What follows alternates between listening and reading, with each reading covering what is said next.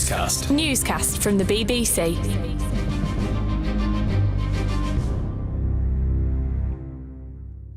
Hello, it's Laura in the studio. And Simon Jack in the studio with Laura. And it's James in Glasgow. So, undoubtedly, this has been, as you said, Simon, an absolute whopper of a budget. The government is well aware they still need to explain it. They are still making the argument, as they would say. And Rachel Reeves has been on lots of visits already. She was with us this morning. And that central question that keeps coming back and still hasn't gone away is what the impact of this national insurance change for employers is going to be. Not just because it is going to be hard for a lot of businesses to swallow it, but also because in the election, they were not explicit that this was their plan. And Rachel Reeves is really dancing on a pin, trying to say she didn't break her promise. Yeah, I mean, having to go back with real kind of semantics about the Labour manifesto, which you've talked about a lot of times about we're not going to touch national insurance. Well, we are going to touch national insurance, just not the one that you as an employee will see in your payslip. Nevertheless, the Office for Budget Responsibility, who are the final, if you like, arbiters, the acid test of this budget, have said that ultimately this massive burden they've placed on business will be borne 3/4 by employees in the form of lower real wages, because they think the spending is going to push up inflation a bit. It's going to mean that your wage rises don't go that far. And also the OBR said that they think that it's going to push interest rates up a little bit further than they would have been otherwise. And that, matters to the Bank of England and matters to everyone who's got borrowings, whether it be mortgages or whatever. Are the Bank of England going to cut rates and make them cheaper as quickly as they previously thought? So that's the real world impact. And the law of unintended consequences, right, might be absolutely enormous. So it gives the Chancellor a huge chunk of change to put into public services to spend on all sorts of different things. But there might be all sorts of things that happen, potentially even job cuts. Actually, one business leader was saying to me they might have to look at their headcount. And actually, if you end up with lower wages and people losing their jobs that can be traced to her decision, that might end up feeling pretty awkward. But this was how she defended it this morning. It's not possible to raise £40 billion worth of taxes to bring stability back to our public finances. You could have done it elsewhere, and you've put it on business. Well, we've made our choice. We made commitments in our manifesto not to increase the key taxes that working people pay: income tax, employee national insurance and VAT. And we stuck to those manifesto commitments, as well as not raising fuel duty and not freezing the thresholds. Well, we'll come to that in a second, and whether that was a promise you kept. Well, her defence is pretty simple, isn't it? Her defence is, I did not know the real extent of the public finances which were hidden from me and from the public and from Parliament before I got into office. A charge that the Conservatives continue to reject and say is inherently unfair. And there is a dispute about the extent to which there was uncosted spending in the promises of the previous government.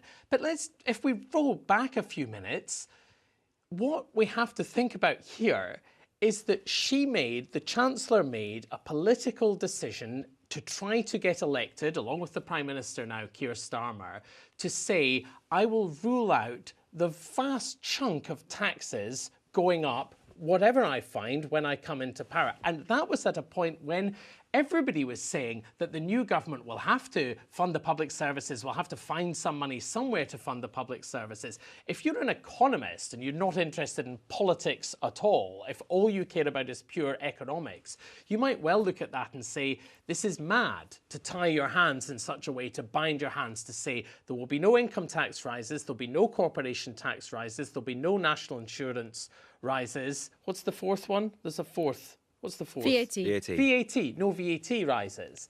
And that is what, 3/4 of the entire tax take of the country. And that any Chancellor who says that is the level of restriction they're going to place themselves under before they get in is sort of creating trouble for themselves. Now, the flip side of that is you could blame the public and say, well, maybe they thought, well, we wouldn't get elected if we didn't say that.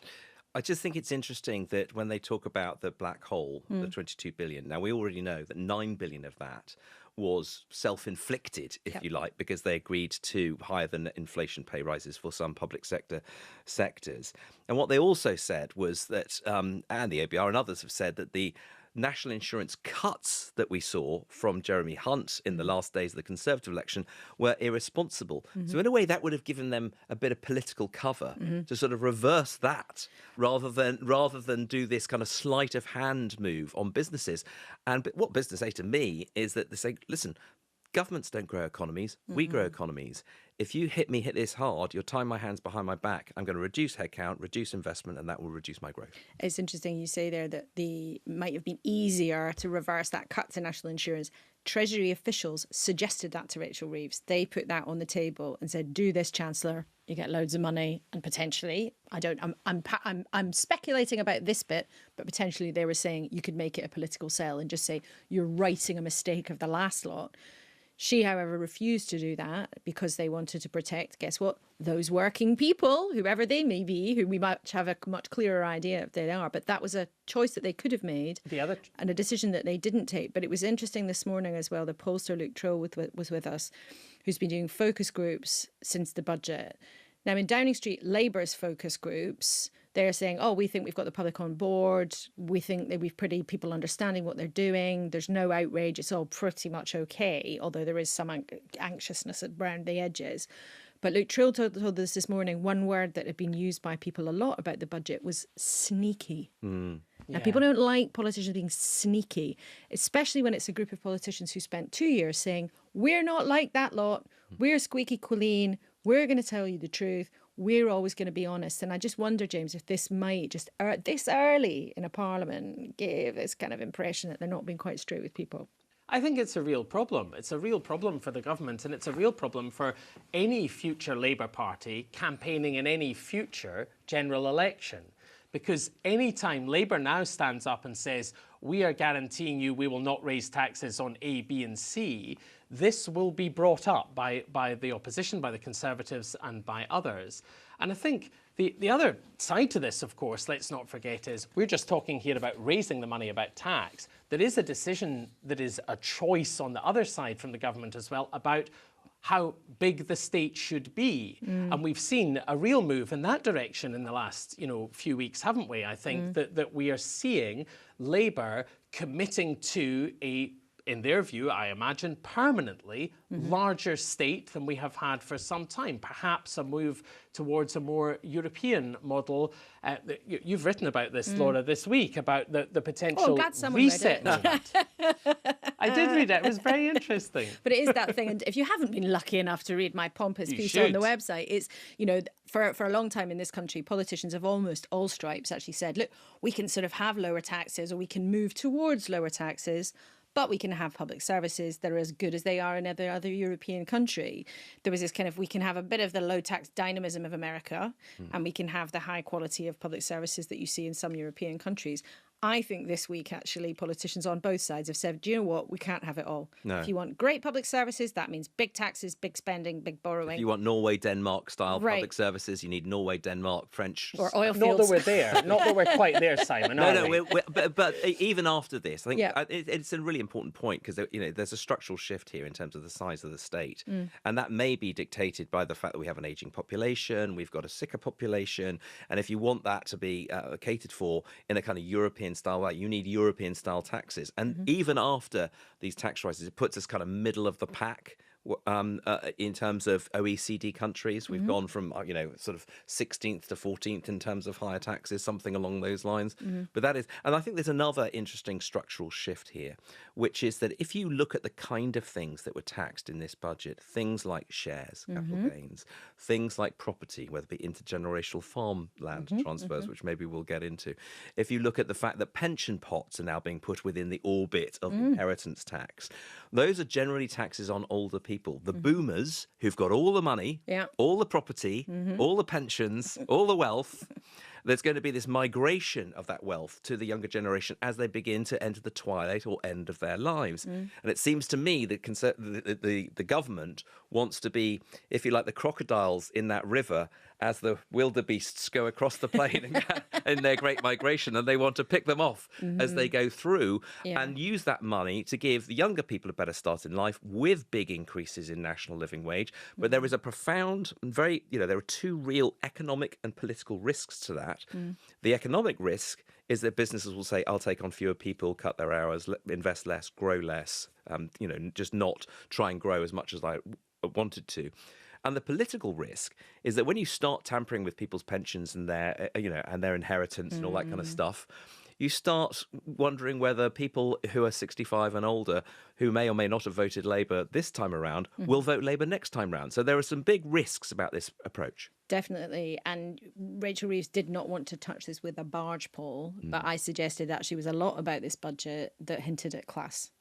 Harder to pass on property, harder to pass on your pension, charging people more to go to private school, putting a tax on private jets. Now, rightly or wrongly, some newscasters might think, absolutely damn right, that's what I voted for. Some people might say that's an attack on aspiration, but it is there whether or not Labour will actually say, yes, it's a class-based budget. Of course, they're not going to say that, but the signs are there. And one of the areas, James, where I think they are vulnerable is the move that they've made to make it harder for some farmers to pass on their land to their children. And we've had a voice note from an Edinburgh farmer from your part of the world, James, John Goffin, who's been in touch. He farms venison, oh, delicious, and sheep too. Let's listen to him. Hi, Laura, James and Simon. As an industry, we're losing historical levels of public financial support whilst trying to switch to a food production model that is more environmentally and economically sustainable. So the removal of APR relief against this backdrop is so devastating because farmers will now have to hold back investment in the land to prepare for an IHT bill that threatens the very viability of the enterprise. James, do you want to take that on? Well, yes, but that involves explaining the acronyms, doesn't it? So agricultural property relief on it, and because of it, a higher inheritance tax bill. That's what we're talking about. And this has been a pretty controversial area of the budget. Some farmers at least, are up in arms. There's a protest planned in a couple of weeks' time outside Westminster where the farmers are coming. I don't know if they'll be bringing tractors or what that will look like. I'm sure they will. The National Farmers Union knows a thing or two about a protocol. There'll be cute baby lambs as well. Exactly. There'll be all of that, presumably, because some farmers are very unhappy about this imposition on some farms of inheritance tax at 20%, half the rate that applies to some other people, 40%, at death. Now, the Chancellor, I thought, struggled somewhat to explain the mitigations that she says she has put in place when you challenged her on it. The £1 million allowance that a couple has before agricultural property relief will exist for her family. In addition to that, the individual claim for agricultural property relief is £1 million now. But if the farm is owned by two people, then of course you could then transfer that allowance to the other person. So you can pass on, without paying any tax, for most cases, a farm worth £3 million. After that, the tax rate for inheritance tax for agricultural property is 20% compared to 40% that everyone else pays. And you can pay that over a 10-year period interest-free. Interesting, this one, because there's been a lot of to and fro on this issue. Dan Needle, tax expert, tax guru, very useful man. He does a lot of number crunching, so I don't have to. Says that actually a lot of farms won't end up paying this. But if you I talked to a senior official at the NFU at the end of last week, and it was quite interesting what she said. She said that this policy has all the hallmarks of the dead hand of an urbanised civil service who doesn't understand how the countryside works. And the reason there were these inheritance tax breaks is a very old one, which is that you don't want to have to start parcelling up land and divvying up into parcels, into field sizes that become uneconomic. Right. And so in that sense, that being able to pass on a farm in whole is good for the future of food security, and that was one of the things they talk about. The point that I didn't think the Chancellor made effectively there is, as Simon says, as I understand it from reading various bits of analysis, around 2/3 of the UK's 209,000 farms will not be affected by this. As she said, in some circumstances, the level at which it kicks in will not be £1 million worth of assets, but £3 million of assets. and you can pay it back over 10 years. She did make that point. I mean, the other thing she didn't mention, though, is that this only applies if you pass on the farm at death. There's some discussion that if with more prudent estate management, that if you pass your farms on to your children when you're younger, that's a very Simon Jack phrase. Well, it's taking a bet on when you're going to die. That basically boils down to. To be fair, if you die within 7 years of passing it on, you're taxed as well, aren't you? So TBF, your IHT can be managed with your APR. Well, also very, very good acronym salad. But also there is talk about, and you'll know this better than me, Laura, that at the moment that any gifts you give 7 years before you die are not eligible for inheritance tax. But there's talk about extending that to 10 years. Yep. And actually, who knows?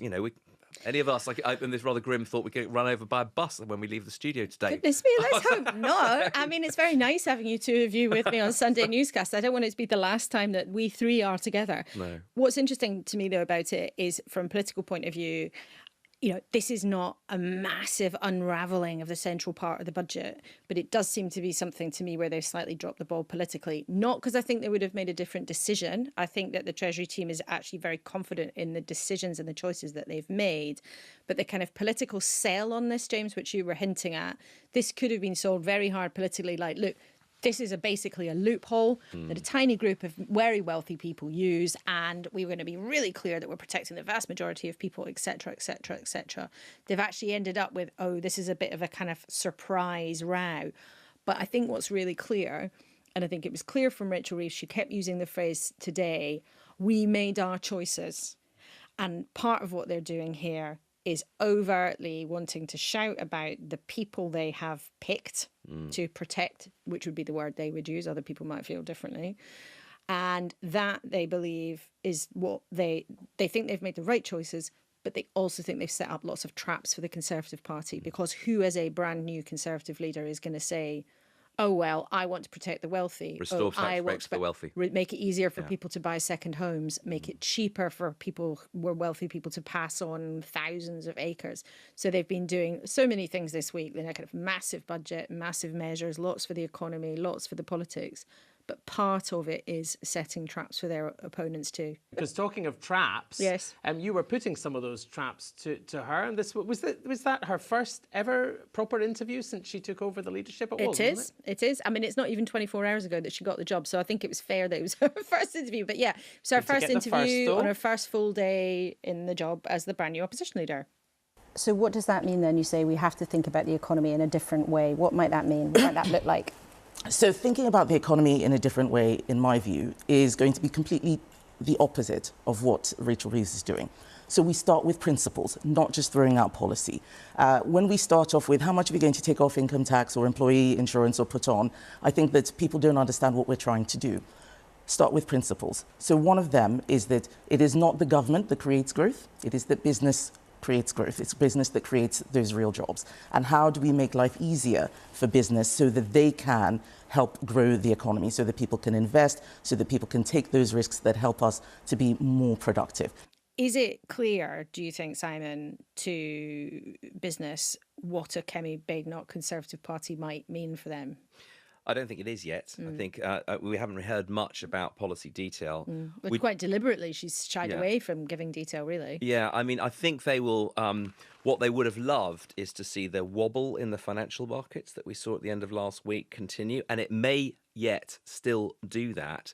You saw government borrowing costs, the rate at which they can borrow money, edge up quite sharply after the budget, but nowhere near as much as it did after the Liz Truss mini budget. But I think financial markets are sensitive. You're borrowing and spending a lot more than we initially thought. The Office for Budget Responsibility says that could actually keep interest rates at least a quarter of a point higher than they otherwise would have been, and that has an upward pressure on government borrowing costs. And bear in mind, this is upward pressure on borrowing costs when they're borrowing a lot more. So both the amount and the rate is going up. So I think that's going to be a big watch. And I thought it was interesting that both Rachel Reeves did an interview with Bloomberg, Keir Starmer wrote in the Financial Times. They're definitely, sensitive to that audience, because things can unravel pretty quickly if the financial markets lose confidence in you. I don't think we're there yet, but I think they realised they had to sell this deal. And in terms of you watching Kemi Badenoch's first big interview this morning, James, did you think, I suppose what stood out to you? Because, we covered quite a lot of ground, but what stood out to you from watching it? She looked relaxed, I thought, in contrast to Rachel Reeves, who, that might be just their characters. I mean, Rachel Reeves is a very sort of upright, poker straight, boom, boom, boom, serious. And I'm not saying Kemi Badenoch's not serious, but she seemed much more relaxed and at ease in that environment. I suppose she's less to defend at this stage as well. So in that sense, it's arguably easier. I do think, though, that it was intriguing that you'd started by saying to her, look, you set out yesterday that mistakes had been made, that things had gone wrong, that the party had got things wrong. Let's explore some of that. And she started to engage until she realised that you were going to go through a whole load of mistakes and a whole load of prime ministers and a whole load of problems. And then she very quickly retreated. And I thought her relaxed, convivial manner didn't really last very long when she decided she was actually going to object to the line of questioning. Relaxed and convivial are two words I don't usually hear about Kemi Badenoch, I have to say. Well, a senior civil servant told me that she could, not an original line, but an interesting one, she could start a fight in an empty house, and is well known as being pugnacious. And I suppose, Laura, the real question is, can she unite the right? Yep. That's her biggest, both unite the right by bringing in the splinter group, which is Reform, Yep. at the same time stop the leaking of the votes they lost to the Lib Dems and Labour. And it really is an open question. So far, the diagnosis that she will say is that they, talked from the right but governed from the left, except the country just voted for a lot more from the left. Thank you very much. So while that message went down with Conservative Party members, is that a message that the public wants to hear right at this moment in time? So who knows? But it was interesting. She stood on the platform yesterday and said, it's time to tell the truth lots of times. And then this morning she would not. And I said, well, what was the truth about what went wrong with Liz Truss? And she just wouldn't engage at all. Although she would engage on Boris Johnson. And she said, well, Partygate was overblown, which I think some newscasters might find an interesting suggestion. And then she said there wasn't proper honesty around the Chris Pincher scandal. But John, newscast listener in Devon, hello, John, thank you for listening. He says, thank you for grilling the new leader. As a lifelong Conservative supporter, I'm saddened she didn't want to answer questions on what went wrong for the Conservatives. Defensive and arrogant, frankly, and I won't be supporting them again. So, it's interesting. Some politicians believe actually if they kind of turn a question or try to turn an interview on the person in the opposite chair and say, well, I'm not going to get into that because I want to talk about something else. They think actually that plays well for the audience sometimes, because we're all well aware that sometimes our viewers and listeners are throwing things at the telly and saying, oh, you shut up, you terrible journalist. But sometimes it's counterproductive. And John here is saying, actually, I was not impressed by that at all. Interesting. It's interesting, yeah, very interesting. And I'm sure other newscasters take a different view, and we'd be delighted to hear from you. But whether or not she wants to answer the specific questions line by line from you right now, though, Laura, she is going to have to answer them in terms of how she moulds the shape of her party, isn't she? That will provide an answer to those questions. What went wrong, by defining how she thinks it should go right. And so she'll have to answer them in the end, if she's to, as she says she is going to be frank, if she's going to be frank, as she says she will be, with the public. And that also applies, as you, again, were drilling into with her this morning, to what she does and doesn't oppose specifically in the budget. I mean, she pretty much said that all opposition parties vote against budgets, and therefore, she didn't say the actual words, we will vote against the budget, but it was clear that's what she meant. Yeah. But if you want to have a smaller state, you need to explain to the public which bits of it they're not getting anymore, and that is tricky. But a big few days here is about to be followed by a couple of absolutely blockbuster days, maybe a couple of blockbuster weeks in America. Adam is in London tomorrow for the Monday episode of Newscast, but lucky him, he's going off to DC. He's making me feel very nostalgic for American elections in days gone by I was lucky enough to cover. Yeah, you too. But anyway, Adam will be there on Tuesday in DC. Huge week, 48 hours to the polls open in the United States. So, wow, what a week it's going to be for Newscast and, of course, our friends at Americast. So, treats for your ears, news for your eyes, huge headlines on the way. But thank you, Simon and James. It's been lovely having you. What a nice duet to spend my Sunday afternoon with. Well, it's such a pleasure, as always. We're back. You and I are back next weekend, and I wonder if we'll have a result in that presidential election by then, if it's as tight as some people say. Who knows? We might be picking our way through the encyclopedia of obscure US counties. Maricopa County, we'll be testing each other on our... Well, I don't believe you. You're making that up, James. Maricopa County is in Phoenix, isn't it? Phoenix, Arizona. There you go, Maricopa, Phoenix, Arizona. There Amazing. You earned your stripes is it? more I'm than. Check. Is it? It is, isn't it? I mean, what a campaign it's been. I mean, we've had a change in personnel, an assassination attempt, and right the way through, it's been neck and neck. It's gripping. Really, really gripping and enormously important. Okay, I think that's more than enough from us. Thank you for being with us, newscasters. You can send your questions in. Don't miss Adam and our chums at Americast in the next few days. And as James said, he and I will be back next weekend. But of course, there's tons and tons in your feed for you to listen to and enjoy. Newscast from the BBC.